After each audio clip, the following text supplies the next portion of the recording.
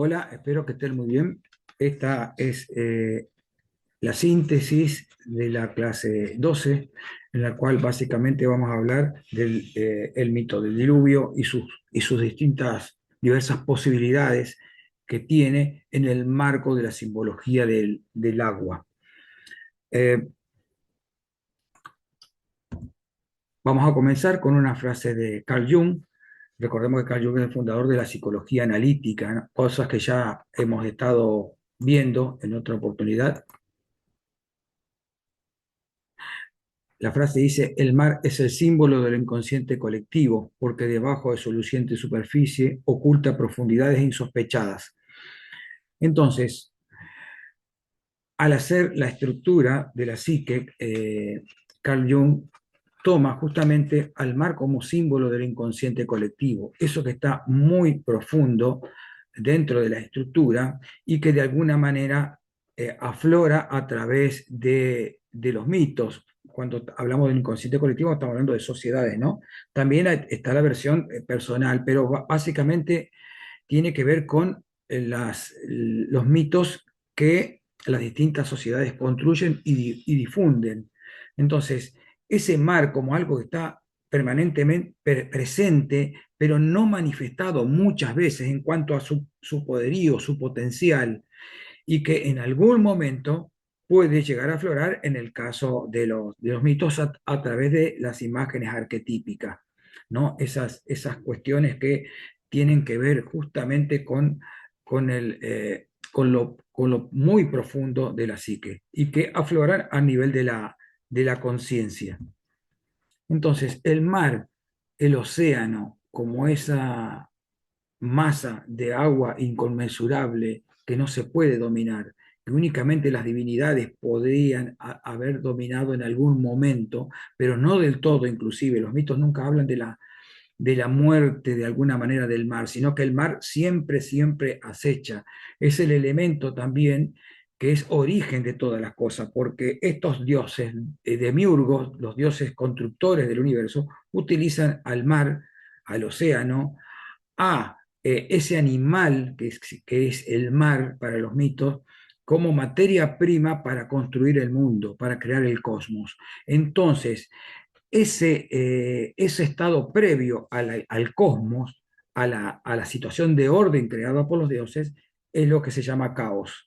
¿Qué pasa? A partir del caos, el dios pone orden, crea el universo, pero esas fuerzas del caos están permanentemente acechando. De ahí el peligro y el miedo profundo que se le tiene al mar. El agua siempre estuvo presente en la humanidad. Pues, tenemos todavía frases, por supuesto, y siguen apareciendo frases como el agua es la vida y bueno, tenemos que salvar el agua es el futuro. La ecología le ha dado toda una vuelta al tema del agua y la hace muy presente dentro de la sociedad en que vivimos. Pero el tema del agua justamente es tan antiguo como la humanidad misma. Las sociedades no podrían haberse formado sin la existencia del agua. Del agua, estamos hablando del agua dulce particularmente, ¿no? Después vamos a ver un poquito, por lo menos, la relación entre el agua dulce y el agua salada. No es lo que nos está importando en esta clase, pero sí esa relación que hay. El agua de la vida, el agua viva, para los antiguos era el agua particularmente dulce. En cambio, el agua salada, la del océano, era un agua que tenía que ver con la agresión, con una manifestación de un poder que se volvía muchas veces en contra del mismo ser humano o en contra del orden que habían creado los dioses. Esto es muy antiguo, esto es nada más que para ilustrar la antigüedad de estas cosas, ¿no? 24.000 años tiene esta placa, se llama placa de Malta, pero no hay que confundir con Malta, la isla de Malta, sino que esta cultura es de Malta Buret, que es de Siberia. Y acá pueden verse en algo tan antiguo estas marcas que están acá, ¿no? Estos puntitos. Estas placas generalmente, si ustedes las buscan, van a encontrar que hay referencia a un posible calendario de cacería y demás. Es posible que en algún momento se cierre la interpretación de esta propuesta que ve calendarios acá, ¿no? Sin embargo, lo que sí es bastante concreto es estas figuras que vemos acá. Vemos espirales acá arriba, acá hay una espiral más grande formada por puntos, ¿no? Estos puntos y estas espirales y a veces círculos concéntricos están relacionadas justamente con el agua. El torbellino del agua, el remolino, ¿no? Eh, este agujero que tiene en el centro es supuestamente porque podría haber estado colgado, ¿no? Esto es una, ahí está la medida aproximada, unos 13 centímetros tiene. Pero esto da muestra de eh, el movimiento del agua. Está haciendo referencia a símbolos que está muy estudiado, que pertenecen a elementos acuosos. Por otra parte, el otro lado de la placa tiene estas formas zigzagueantes que tienen cabezas por lo que son serpientes, ¿no? La serpiente también asociada al agua, la serpiente, la humedad del reptil, pero por otro lado, esta idea de la eternidad de la serpiente, ¿no? En la antigüedad, los mitos hablan de la serpiente como un ser inmortal. Al perder el cuero, la serpiente perdía el cuero, era como una muerte y una resurrección, ¿no? Y el agua estaba siempre, siempre presente. Era algo también que no moría, ¿no? Entonces, esta idea de serpiente, agua, la luna como patrón del tiempo y del agua también, la diosa también, bueno, multiplicidad de relaciones que tienen estos símbolos, ¿no?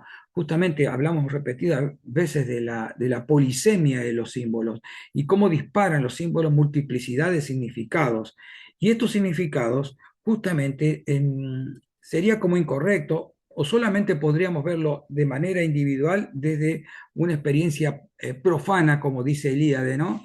En el marco de la creación de este símbolo, de los símbolos, la difusión de estos símbolos en el marco de las antiguas sociedades, estos símbolos no estaban disociados como lo podemos disociar nosotros. Sería incorrecto verlo disociado. Hay que verlo porque perderían el carácter de unicidad que tienen o de gran concepto que los englobaría a estos símbolos. Por eso tendríamos que tener precaución. Siempre que hablamos de un símbolo, nosotros generalmente lo hilamos para estudiarlo, pero tenemos que tener en cuenta que pertenece a otra cosa, a una gran mentalidad, a un mundo simbólico y de significaciones propias. Entonces, las significaciones simbólicas del agua, ¿no? Como fuente de vida, como medio de purificación y como centro de regeneración. Y eso es a esto más que nada es a lo que vamos a apuntar hoy con el tema que estamos tratando. Las aguas simbolizan la suma universal de las virtualidades, son la fuente y el origen, el depósito de todas las posibilidades de existencia, de Mircea Eliade, ¿no? Del Tratado de Historia de Religiones, el volumen uno. ¿Qué quiere decir con esto? De la suma universal de las virtualidades. No tenemos que confundir la palabra virtual como la estamos usando hoy. Por supuesto que tiene que ver, pero la palabra virtual viene de virtus, que es fuerza, potencia, que tiene que ver en ciertas filosofías, particularmente medievales, con algo que está en potencia, que se va a manifestar, pero que todavía no es. Por eso las aguas simbolizan la suma universal de virtualidades, de elementos virtuosos que tienen esa capacidad de manifestarse, que producen un efecto, pero que todavía están todos mezclados, no están diferenciados. Nosotros en la naturaleza vemos elementos diferenciados, vemos un árbol, vemos un lago, vemos un pájaro, también vemos, entre comillas, un pensamiento, una idea, un hecho concreto, pero todas estas cosas en el principio de los tiempos, según los mitos, estaban todos unificados. Entonces estaban todos en potencia, pero no manifestados. Es el estado de indiferenciación, como se le dice habitualmente. En la naturaleza está la diferencia y en el estado primitivo está la indiferenciación. Está todo unido, todo metido en la misma masa líquida, ¿no? Por eso es que está hablando de esto, ¿no?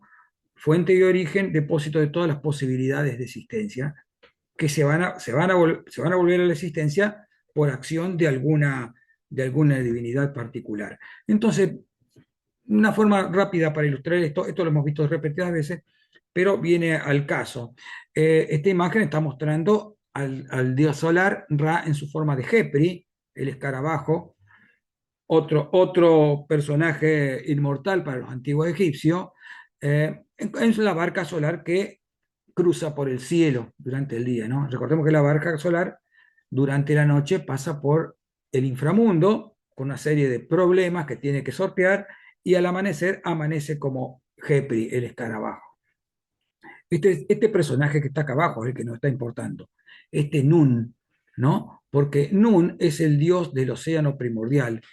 Según la cosmogonía de la ciudad de Heliópolis, decía que antes existía nada más, en estado primitivo, existía nada más que un océano inconmensurable, que era justamente el océano personificado por el dios Nun. Y que el espíritu, por así decir, para darle una palabra, ¿no?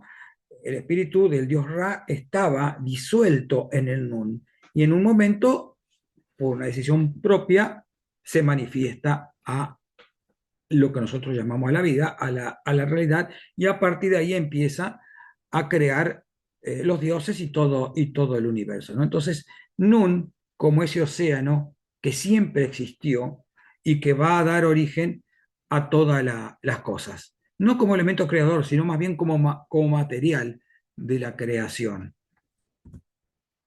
El Génesis mismo plantea estas cosas. El Génesis 1 dice, en un principio creó Elohim los cielos y la tierra. Yo le hacía esta aclaración, ¿no? Que esto que está acá no es el comienzo en sí del texto, sino que es un incipit, es una especie de título, una especie de pequeño prólogo, pequeña frase de prólogo que explica lo que va a pasar. Pero no significa que al principio haya creado los cielos y la tierra. ¿Por qué decimos esto? Porque acá dice, la tierra estaba desolada, dice vacía, y había tinieblas sobre la faz del abismo. El abismo ya existía. Recordemos que abismo es una palabra que deriva de una palabra griega, que es la negación del fondo, esa A es una negación, y significa sin fondo. Una masa de agua que no tiene nivel de profundidad, no tiene mensura de la profundidad que tiene, no tiene fondo, es infinita. La palabra abismo significa eso. Entonces, sobre la faz del abismo había tiniebla y el Espíritu de Dios se venía sobre la faz de las aguas. Entonces, es muy parecido a lo que pasa con esta cosmogonía de Heliópolis que comenté antes, ¿no? El espíritu de Ra flotaba en el agua y de golpe se manifestó. En el caso del Génesis también. Entonces, dijo Elohim, haya luz y hubo luz, y dijo Elohim, haya expansión en medio de las aguas, y separe las aguas de las aguas de arriba y las aguas de abajo.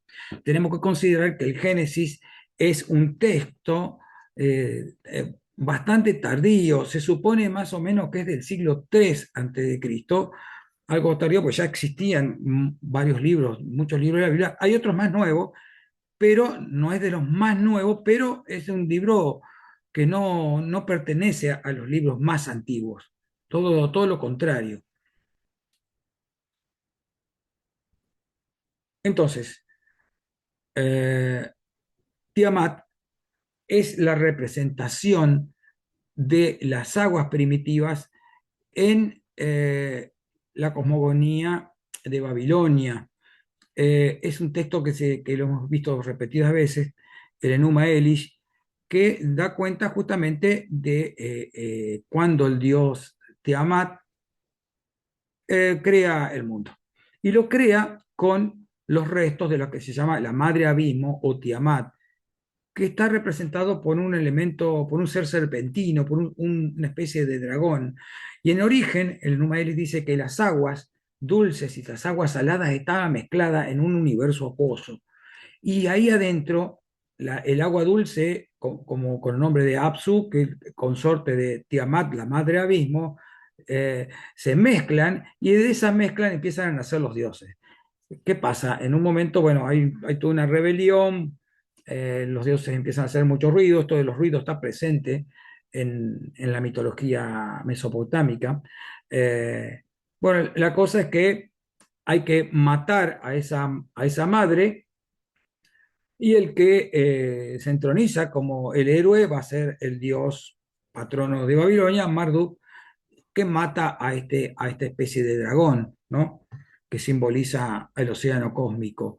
Y con eso, con ese material del dragón, con el cuerpo de dragón, hace el universo y todo lo conocido, ¿no? O sea, el mar visto como una especie de animal, prácticamente un animal fósil, un animal extremadamente antiguo, atemporal, que el héroe logra dominar. En este caso, el dios Marduk mata al animal, a este ser, y con ese material hace el universo. Lo vimos en el caso del Génesis. Lo que pasa es que el Génesis se pretende un relato desmitologizado, porque el monoteísmo no permite la existencia, poner en evidencia la existencia de otros dioses. Al instalarse como un discurso monoteísta, no se puede permitir la existencia de otras divinidades. Sí está, pero en clave, en algunas palabras del Génesis, pero no lo vamos a tratar ahora, lo hemos tratado en otra oportunidad, ¿no? Por ahora lo que tenemos que ver es justamente cómo Yahvé en el Génesis pone orden en las aguas que ya existían. En este caso, también Marduk pone orden en las aguas, pero ya de un ser concreto, ¿no? De una personificación de ese océano cósmico, ¿no?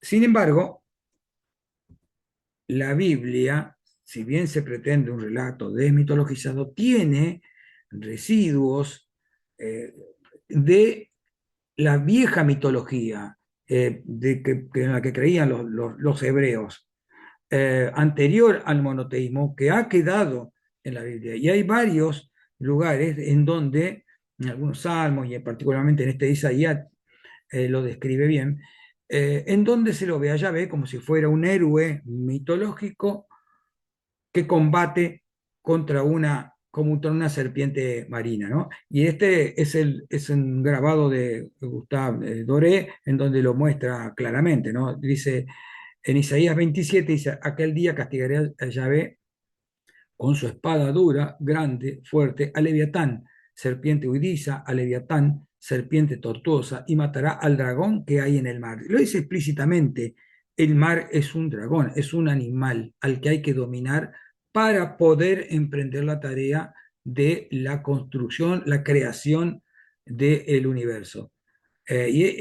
No es, digamos, esto no es esta línea de tradición no es la que toma el Génesis. El Génesis va a tratar sobre dos líneas de tradición, pero esta tercera está como fragmentada en algunos lugares de los otros textos bíblicos más antiguos, ¿no? Pero es eso, es un residuo de la etapa mitológica de los antiguos hebreos que después, por supuesto, tratan de negar por el monoteísmo. No se le puede permitir de que haya la existencia de otra divinidad antagónica al mismísimo Yahvé, porque Yahvé es uno solo.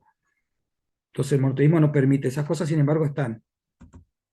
Entonces el agua como contenedora de todas, como origen de todas las cosas, ¿no?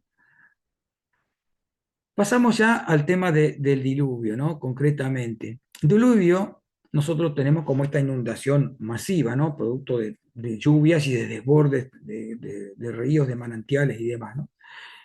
Viene del latín diluvium, que significa básicamente lavar o disolver. Justamente el diluvio es eso. eh, Hacer una especie de borrón y cuenta nueva. Cuando uno lava una ropa, la, transforma una ropa que está sucia, que no se puede usar, en una especie de ropa nueva que se puede llegar a usar. Entonces, es más o menos ese es el concepto, ¿no? El diluvio como un elemento aplicado por una divinidad puede ser con diferentes objetivos. Básicamente, en el campo que estamos viendo, que es el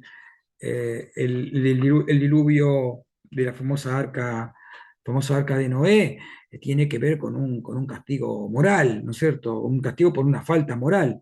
Eh, pero puede ser de otra naturaleza también. Entonces, y después del cataclismo viene una renovación. El cataclismo, pues se me escapó la palabra porque la leí. Cataclismo justamente es la palabra en griego, y nosotros también usamos las dos. Nosotros usamos las dos, pero cataclismo justamente es de origen griego estrictamente, y significa también lavar, mojar o inundar. La palabra que utiliza la Biblia es Mabul, lo utiliza justamente para esta cuestión del diluvio con características morales, como una especie de castigo por una falta, ¿no? Como nosotros vemos literatura de Oriente Medio, antiguo Oriente Medio, vamos a nombrar Egipto, pero Egipto no tiene estrictamente un mito de un diluvio, pero sí está muy presente la inundación del Nilo. La inundación del Nilo está muy presente, pero ¿qué pasa? La inundación del Nilo es benéfica, porque el Nilo inunda, fertiliza los campos, se retira en tiempo y forma. Entonces ese tipo de agua es benéfica. Tiene el tema del Nun, eh, al este océano primordial y demás, pero el diluvio no es una cuestión negativa en el sentido de castigo ni nada de eso, ¿no?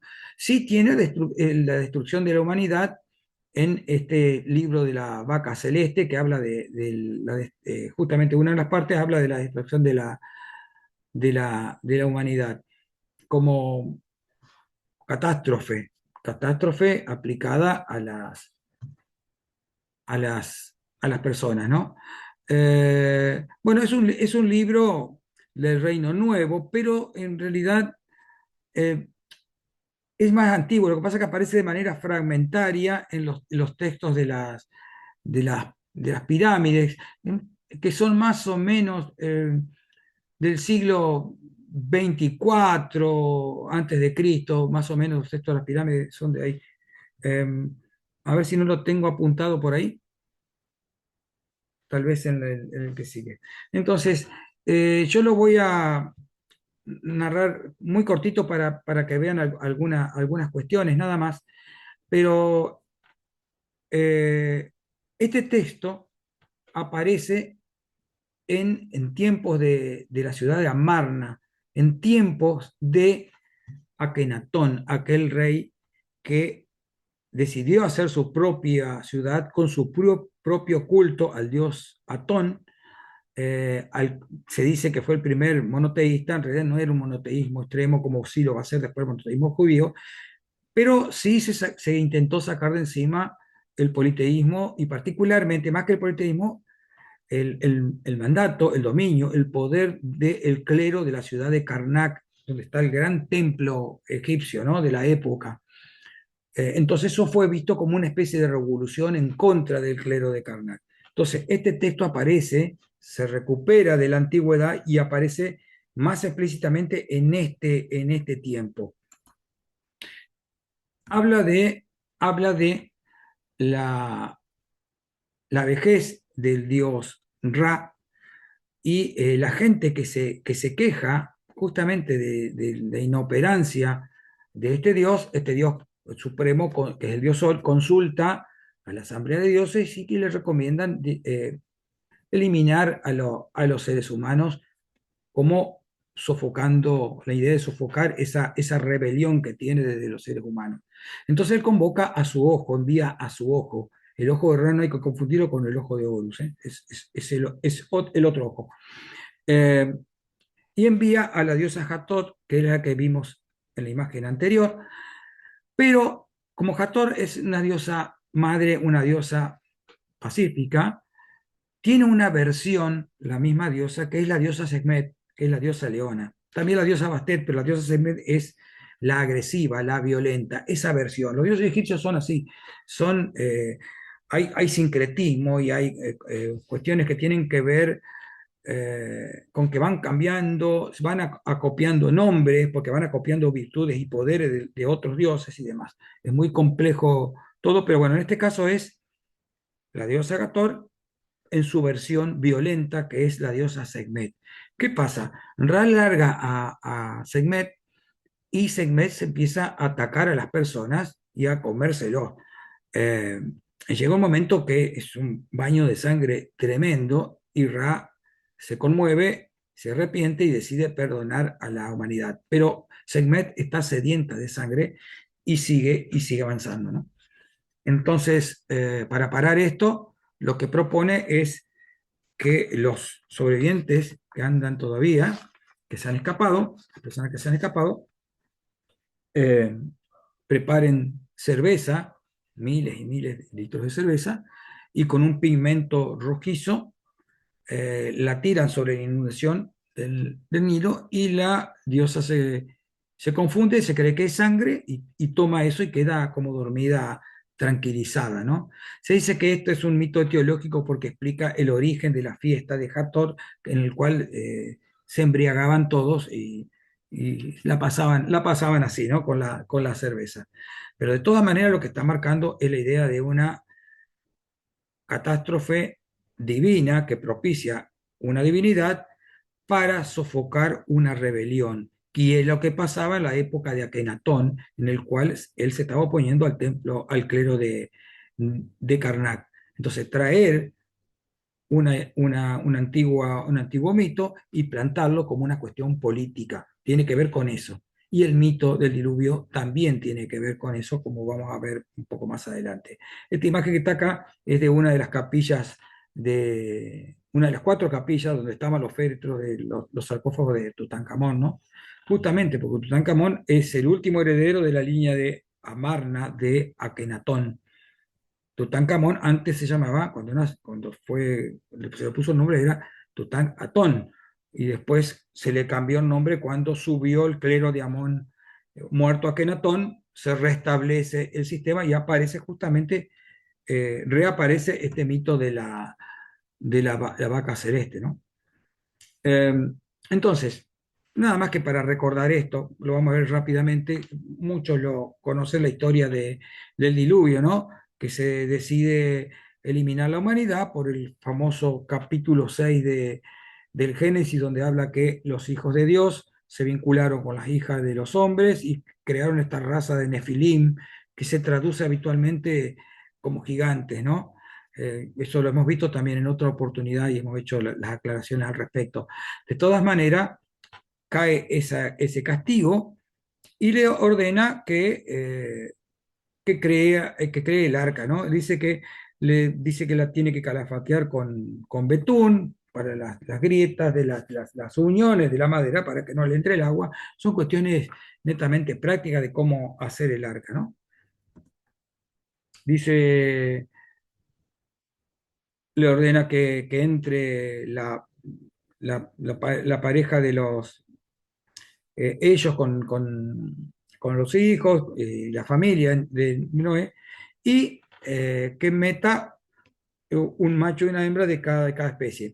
En el diluvio, en el Génesis, que va desde el capítulo 6 al 9, hay dos tradiciones que se pueden ver, pero nosotros en este momento no nos interesa, son como dos versiones en el mismo texto, se pueden rastrear dos tradiciones distintas. De todas maneras, básicamente es eso, ¿no? Uno recuerda cómo era esta narración, ¿no? Este es George Smith. George Smith trabajaba como aprendiz de tipógrafo, ¿no? En una editorial en Londres y aprendió eh, la lectura del cuneiforme en edad muy temprana, 14 años, 15 años. eh, Le interesó todo esto, era el auge de la llegada de material desde específicamente de Asiria, de Mesopotamia, y se iba a estudiar al museo hasta que el director del museo lo vio, lo llamó y le dio un pequeño puesto para limpiar, sacarle el polvo a las tablillas de arcilla que llegaban desde Mesopotamia, ¿no? En un momento, en un momento justamente eh, encuentra una tablilla que empieza a leer y descubre que esa tablilla tenía el mismo relato que la Biblia.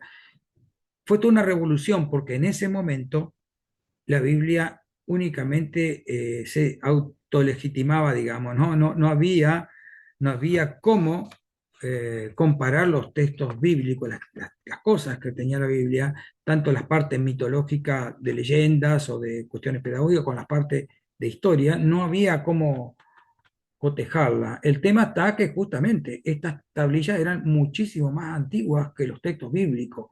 Entonces, estaba viendo de dónde había sacado la Biblia el material para componer su historia de Noé y el arca, cosa que sacudió mucho a la sociedad porque eh, se suponía que la Biblia era un texto original, era el texto que había de alguna manera dictado Dios en muchos casos, eh, y del pueblo elegido. Entonces había textos que eran más antiguos y que decían cosas que eran eh,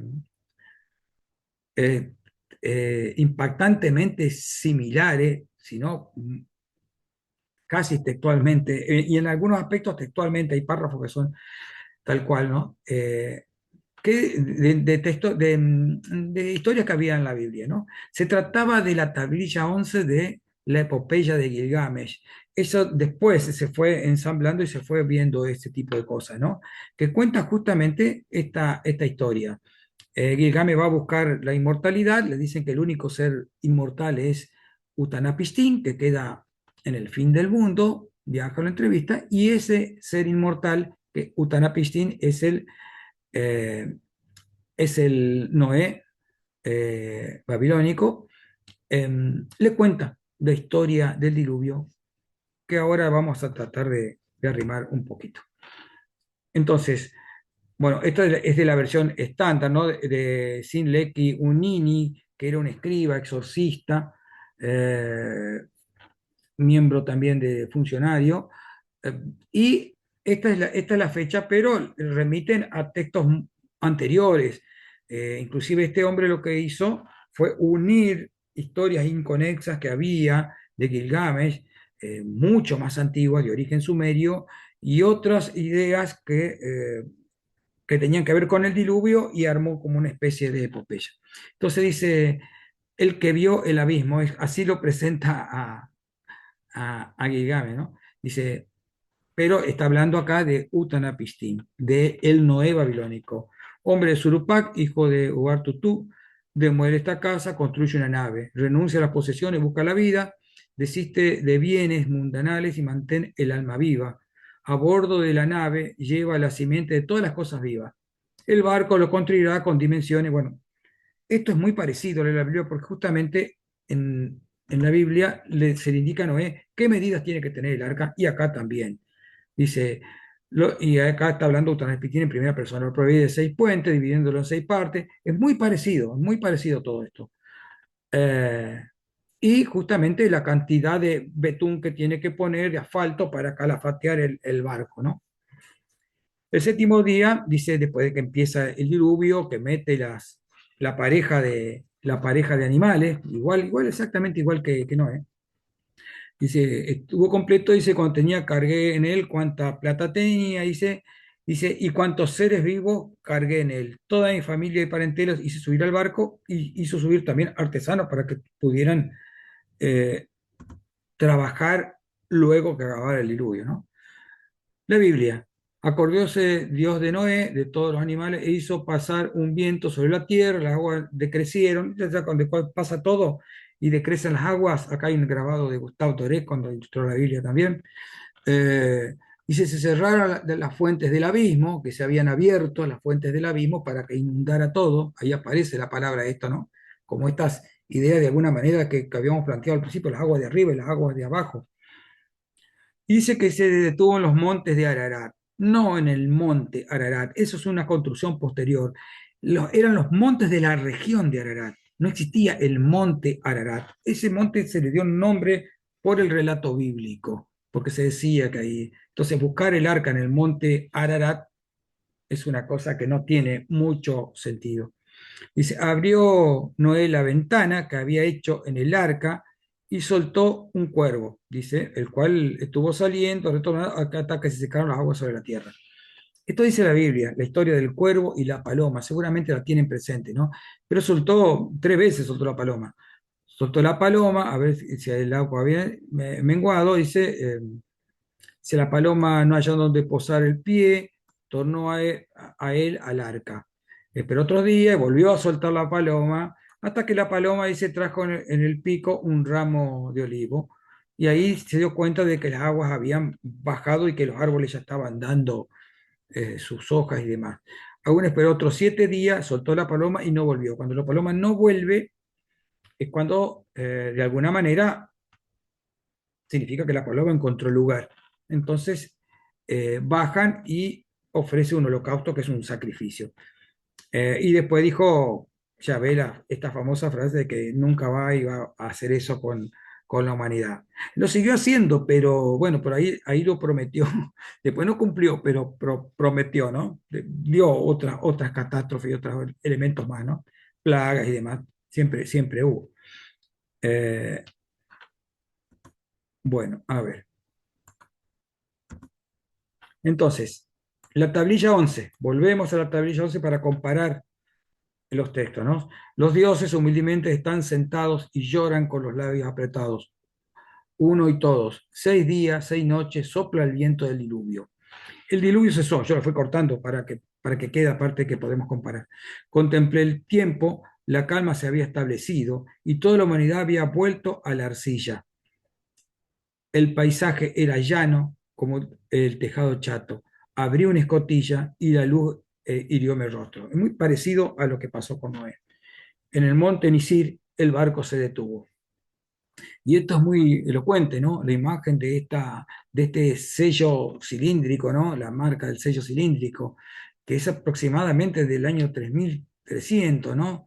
Es muy, muy antiguo, sumerio, en donde se pueden ver las jaulas del animal. Se supone, porque no hay muchos datos de esto, son prácticamente imágenes, que este sería el Noé sumerio Siusudra, ¿no? Que es la versión sumeria de Utanapistín babilónico, o lo que sería el Noé, el émulo del Noé bíblico. Al llegar al séptimo día, envié y solté una paloma. Esto lo sigue diciendo el texto mesopotámico, ¿no? La tablilla 11. La paloma se fue, pero regresó puesto que no había descansadero visible. Volvió. Entonces envié y solté una golondrina. La golondrina se fue, pero regresó, puesto que no había descansadero visible. Volvió. Después envié y solté un cuervo. Fíjense que los elementos son los mismos, por ahí cambia en todo caso el orden, ¿no? Esto de soltar aves para ver qué pasa si llegan o no llegan, ¿no?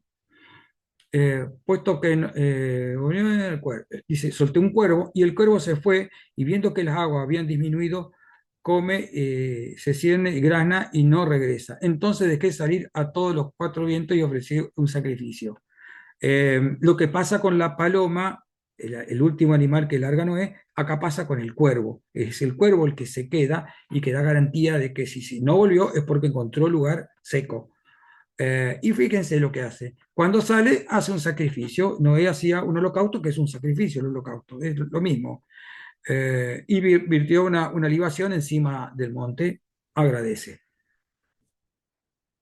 Y acá hay una imagen también que está mostrando algo que podría llegar a hacer referencia a eso, ¿no? El diluvio pone en evidencia la ambigüedad de los símbolos profundos. El agua que da la vida también puede matar, pero volver a dar la vida. El diluvio lo que hace es volver al estado primitivo del agua, de que todo era parte del agua y el agua tenía el germen de la vida. Eh, el agua es símbolo de origen y de destrucción, pero también de un nuevo nacimiento y de resurrección. El agua como elemento de resurrección, ¿no? Cuando las aguas se retiran después del diluvio, ponen a la luz el centro, el ombligo del mundo. ¿Por qué? Y porque cuando las aguas cubren todo, es volver al estado primigenio. Para los egipcios hubiera sido volver al Nun, por ejemplo, ¿no? O al estado de la mezcla de agua de Tiamat y Apsu en el caso de Mesopotamia. Pero cuando esas aguas se retiran, después de la inundación, dejan todo listo para una nueva creación.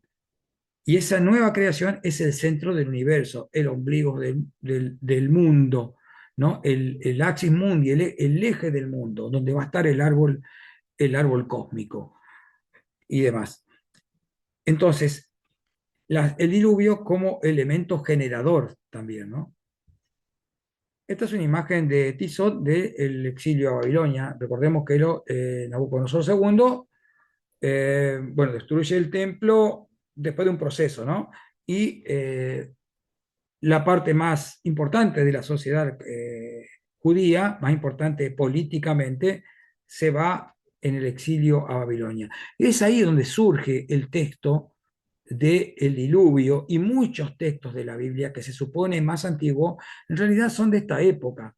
Y el del diluvio, inclusive, se dice que del Génesis 1 al 11 son del siglo 3, más o menos 4, 3 antes de Cristo, pero de alguna manera fueron ideas de esta época. ¿Por qué? Y porque están en Babilonia sufriendo, entre comillas, una catástrofe a manera de castigo por Yahvé, pero van a volver. Entonces, para estimular el regreso a la gente, empiezan a aparecer estas historias, posiblemente de elementos folclóricos, populares, leyendas, y empieza a aparecer la historia, particularmente la historia de Moisés, ¿no? Y la de Noé, por supuesto, como un elemento que después del diluvio, después de esta catástrofe, después de ese castigo, se vuelve a realizar la alianza con Yahvé. De hecho, Noé la hace a través del sacrificio, ese holocausto, ¿no? Entonces, así como Yahvé salvó a Noé del diluvio, va a salvar a los judíos, haciéndolos volver para reconstruir a tierra prometida, para construir el templo. Y aparece esto, es muy curioso porque la palabra para el arca que utiliza la Biblia es Tebá, una palabra que no es de origen hebreo, pero es la misma palabra que se utiliza para la canasta de Moisés cuando Moisés es niño y es dejado en el Nilo a la deriva, ¿no? Otra vez, la Tebá como el elemento que va a salvar a Noé, pero va a salvar a Moisés del Nilo, el agua, Moisés metido ahí, y cuando lo recuperan a Moisés es como un nuevo nacimiento. Todo esto está aplicado políticamente a la vuelta, con vistas a la vuelta a la tierra prometida. Y no es la única vez que pasa el tema del agua. También pasó el castigo de alguna manera en Egipto, la salida de Egipto, las aguas del Mar Rojo que se abren para dejar pasar, y pasa otra vez más con la entrada del pueblo de Yahvé a la tierra prometida, que tienen que cruzar el río Jordán. El río Jordán baja las aguas por orden de Yahvé y ahí pueden pasar caminando Josué y su gente a la tierra prometida. Entonces, el elemento es el mismo, cambian las historias nada más, pero apuntan a lo mismo, porque aparecen todas en esta época, a estimular el regreso de los exiliados en Babilonia a reconstruir el templo particularmente y su sociedad, bajo la pretendida autonomía, ¿no? El cristianismo lo que hace justamente la llegada del cristianismo y del tiempo primitivo y la acción de la patrística de la obra de los padres de la iglesia, ya son el cristianismo, quienes pasada la mitad del siglo II empieza a tener una identidad fuerte, y ahí es donde empieza, entre comillas, el cristianismo. eh, Empiezan a utilizar esta idea de buscar recursos en los textos sagrados, en lo que el cristianismo va a llamar Antiguo Testamento, en la Biblia, en los libros de los hebreos, de los judíos particularmente, eh, elementos que legitimen a Jesús como el Mesías. Entonces ahí empiezan a estudiar el tema de, por ejemplo, los textos de Isaías y demás, y buscar elementos para ir formando la característica de lo que va a ser Jesús. Eso ya había sido anterior, este proceso, ¿no? Yo dije, nombré mediada pasada, la mitad del siglo II, ya el cristianismo ya con una impronta, pero ya los evangelios hablan de todo esto, ¿no? Y inclusive Pablo anteriormente está hablando de esto, buscando elementos en el Antiguo Testamento que legitimen eso que estaban ellos construyendo que iba a ser el cristianismo, ¿no? Todavía eran sectas judías en la época de Pablo y de los evangelistas, ¿no? Lo que fue después. Entonces, a eso se le llama, en tipología, se le llama, es un método de la teología, ¿no? Esto de buscar elementos del Antiguo Testamento para legitimar, ¿no? Entonces aparece el tema que nos ocupa, el tema particular de Noé. Noé y el arca es uno de los elementos uno de los más representados en la Edad Media y posteriormente también, ¿no? Y en el paleocristianismo también. Estos son de las catacumbas romanas, ¿no? Siglo entre el 2 y el 4 siglo 3, ¿no? En donde se ve a Noé acá en justamente una arca cuadrada, levantando una tapa y recibiendo la paloma con el olivo, ¿no? Eh, en la actitud del orante. El orante es esta figura que aparece así, muy característica de la época de la iconografía de las catacumbas, ¿no? De esa época del paleocristianismo. Fíjense que no están los animales, nada de eso, ¿no? Es prácticamente un lugar para una sola persona, porque lo que están haciendo los cristianos acá es haciendo una prefiguración de Noé en Cristo. Noé prefigura a Cristo. Esto de la tipología que estábamos hablando recién, ¿no? Noé es visto como o al revés, Cristo es visto como un nuevo Noé. También es un nuevo Adán, pero en este caso un nuevo Noé. Y fíjense el tema de la paloma, ¿no? La paloma que llega como una manifestación de la vida, de que se puede, de que la vida vuelve a empezar, de un renacimiento, en el caso de Cristo, de una resurrección. En la tradición cristiana, el agua del diluvio universal se entiende como una prefiguración, un símbolo profético del agua del bautismo. Fíjense, el bautismo de Cristo, ¿no? En las catacumbas de San Calixto en Roma, del siglo III, ¿no? Recordemos que cuando Cristo se bautiza, aparece la manifestación del Espíritu Santo en forma de paloma. Es lo mismo, es traer la historia de Noé y aplicársela al héroe del cristianismo, al mismo Jesús, en este caso, antes de ser el Cristo, ¿no? Eh, como una manifestación de que ahí empieza la vida. La inmersión en el agua significa la entrada en el diluvio, el agua que todo lo lava, diluvio era lavar, lo lava de qué? De los pecados. Eso es una concepción puramente cristiana, por así decir. El bautismo ya existía dentro de los judíos, pero no tenía las características que el cristianismo le va a dar después de, de perdón de pecados, de todo tipo. El agua era purificadora, limpiaba, pero el cristianismo le da una impronta mucho más fuerte, mucho más profunda, y por eso perdura mucho y es muy útil a la pedagogía la imagen del diluvio dentro del cristianismo, mucho más que en el judaísmo, que prácticamente no tuvo demasiada trascendencia, más pintoresca que otra cosa, ¿no? Pero sí para el cristianismo en términos simbólicos. Sí la tuvo en su momento, como decíamos, la salida de Babilonia, pero no después. Eh, Pedro dice, en los días en que Noé construía el arca, en la que unos pocos fueron salvados a través del agua, a esta corresponde ahora el bautismo que observa. Entonces, el bautismo como el elemento eh, que va a surgir como una especie de arca que va a salvar a las personas, porque las personas se salvan en primera instancia cuando se bautizan y luego cuando se van a salvar cuando lo sigan a Jesús. San Agustín también hace un comentario, cuando hace el comentario, en una homilía hace el comentario a Juan, es muy famoso el texto el comentario a Juan, ¿no? Y en el párrafo aparece esto, ¿no? Dice, pero uno de los soldados abrió con una lanza el costado, las imágenes de Cristo con el costado abierto, ¿no?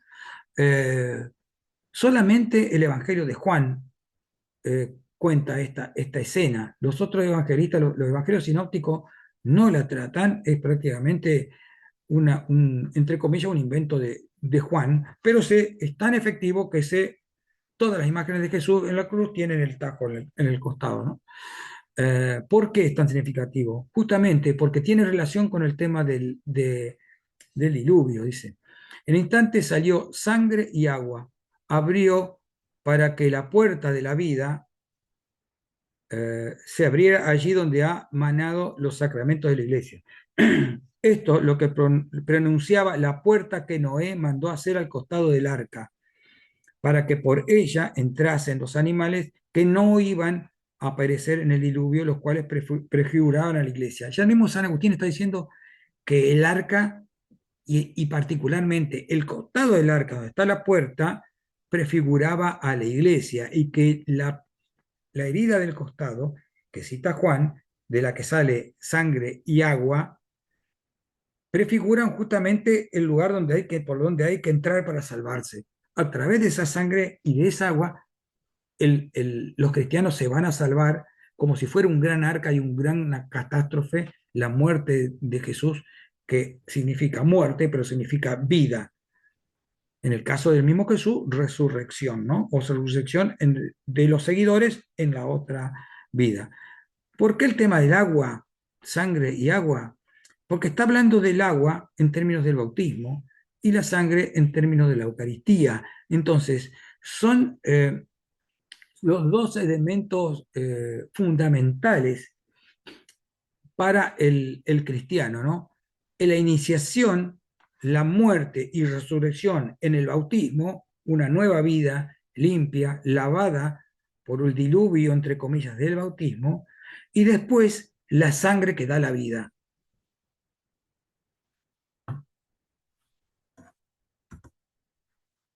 Esta atención a esto, dice, la primera mujer eh, fue hecha del costado del marido. Recordemos el Génesis cuando habla de esto, ¿no? La famosa costilla, está mal traducido, pero bueno, popularmente se conoce así, que dormía y fue nominada vida y madre de los vivos. Eva quiere decir madre de los vivientes, no madre de los vivos. Pues antes del gran mal y la prevaricación significó un gran bien. Aquí el segundo Adán, Jesús es el segundo Adán, inclinada la cabeza, durmió en la cruz, para que de ahí, de esto fluyó del costado del durmiente, le fuese formada la esposa. Entonces, Jesús como el otro Adán va a dar la vida.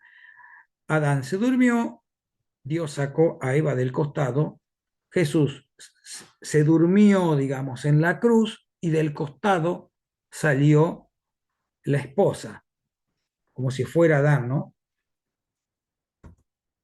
Y esto es lo que se ve entre muchos otros lugares, ¿no? Yo la busqué acá, ¿no? En la Biblia moralizada de Viena, ¿no? En la primera escena se ve a Dios sacando a Eva de Adán.